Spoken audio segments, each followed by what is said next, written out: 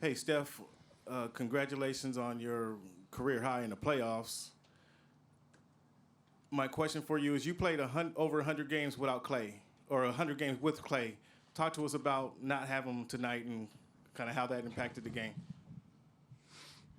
I mean, any injury in the playoffs is tough, but especially a guy like Klay who's been so durable his whole career, and especially in the playoffs, and the way he had been playing as of late. So, it's no secret that we're a little injury plagued now, and guys trying to just find a way back to the court. But the moment is now. You got to try to have next man up mentality, like we always say, and just go out and fight. We did that tonight. We can play better, obviously, better on the defensive end. But I like the competitiveness that we had. Understanding, like we're missing 50 points pretty much between KD and Klay, so we'll adjust, and it's a long series. It's gonna be fun for us. As of now, do you expect to see them or have them back on Friday? I mean, I'm not sure. That process takes care of itself when with the work that they're putting in, our training staff and all that. Janie, all the way in the back. Hi, Steph. Janie McCauley from AP. Each time you had a big shot, it seemed like they found an answer every time from multiple guys. How difficult was that? I mean, they came down and hit big shot after big shot. Yeah, they played well the whole game. Like you said, every time we made a run or got the crowd into it, they either made a tough three or there was a tough foul call and they slowed the tempo down or something went their way. So, it's just how it goes sometimes. You have to tip their cap to all the guys that made pivotal plays in the right times. I think defensively in the first quarter we can get off to a better start to hopefully take a little bit of rhythm away. I think giving up 36 in the first quarter is tough, especially with a couple of guys down on our end. So we got to correct that for Game 4. But like you said, they play well. They deserve to win tonight. In The Guardian, Steve Kerr told us before the game tonight that Klay was desperate to get on the court. What was his reaction when the training staff told him that he couldn't play? What was that like to witness?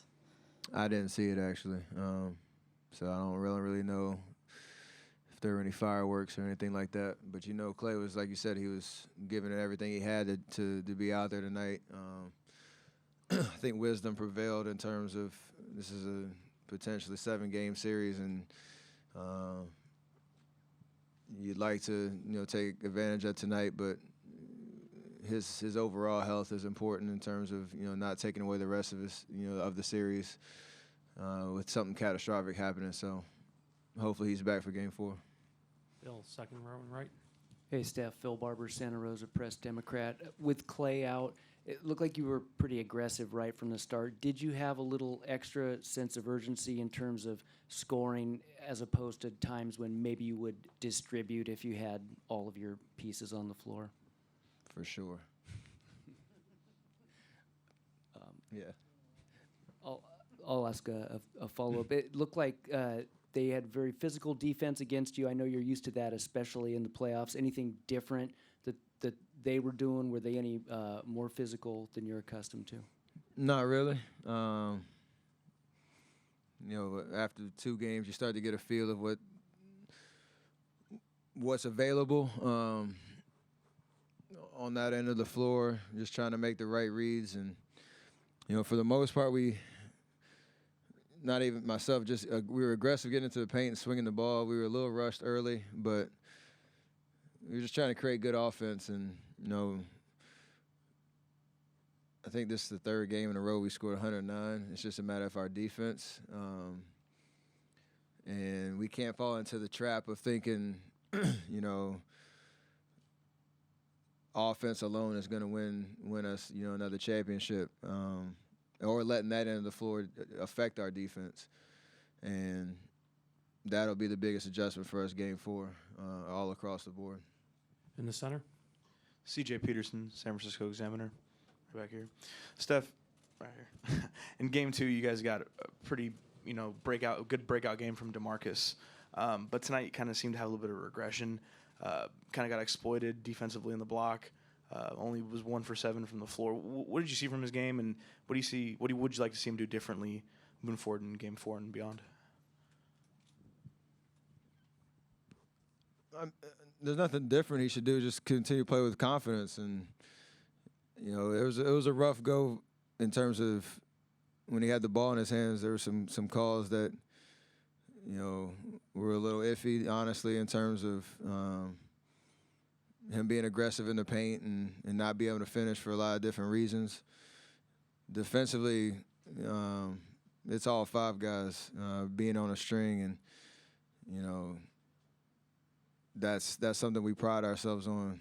1 guy, 2 guys aren't gonna do the job by themselves, and we can help cover each other. So, like any great player, if you have a rough game, that resiliency to bounce back and the confidence to know that you can still go out there and impact the game. That's something that he'll bring, and we all will follow suit for sure. Mark here in the front. Hey, Steph, Mark Medina, Bay Area News Group. Not only did you have a lot of points tonight, but it looked like you're involved with a lot of hustle plays. I was wondering if you could take us through your approach with that. Just competitiveness and trying to play to the buzzer. It's the finals, whatever you try to do to win the game. So nothing special, to be honest. It's just trying to make the right play, give everything you got, sacrifice your body when you have the opportunity. There are guys on our team that do that on a nightly basis. Tonight just happened to be in a losing effort. So got to keep that same mentality and just play a full 48 like we're accustomed to doing. We'll do last 3 in the back corner, Mark, and then over here. Josh Lewenberg, TSN. Steph, you saw a lot of Fred VanVleet in the second half tonight, as well as in the series and in the regular season meeting. What does he do defensively to challenge you?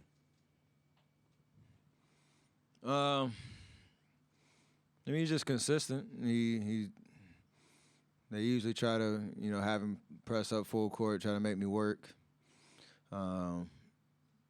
I just try to, make the simple decision, continue to, try to get downhill in the paint, and honestly, the way that they load their defense, in transition sometimes, or even in the half court, he knows he has help behind him, so he can be a lot more aggressive on the ball, and they give him the freedom to do that.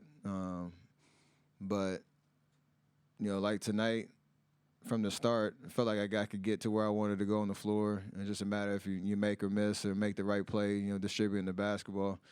And that'll continue the rest of the series. So I know they got bodies that they can throw at me, whether it's him, Danny Green, Kyle Lowry at times, and they have help, behind them. Just got to be aggressive like I've been, try to make the right play, and we live with the shots that I take. Mark in the third row.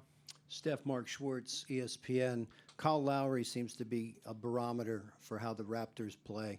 In what sense was that true tonight and in this series?